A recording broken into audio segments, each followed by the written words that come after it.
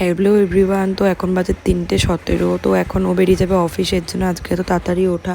তো ও বেরিয়ে যাবে বলে ওকে একটুখানি ড্রাই ফ্রুটস দিয়ে দিলাম আর কিছুটা ছোলা দিয়ে দিয়েছিলাম, তো খেয়ে ও বেরিয়ে গেল।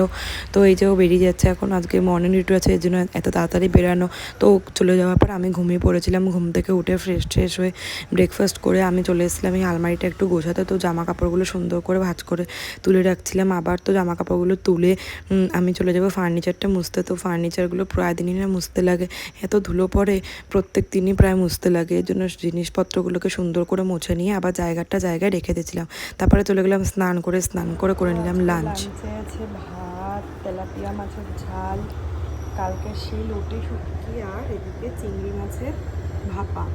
এখন হয়ে গেছে বিকালে, যে অফিস থেকে চলে এসছে আর আসার সময় মিয়ামরে থেকে আমার জন্য খাবার নিয়ে এসেছিল।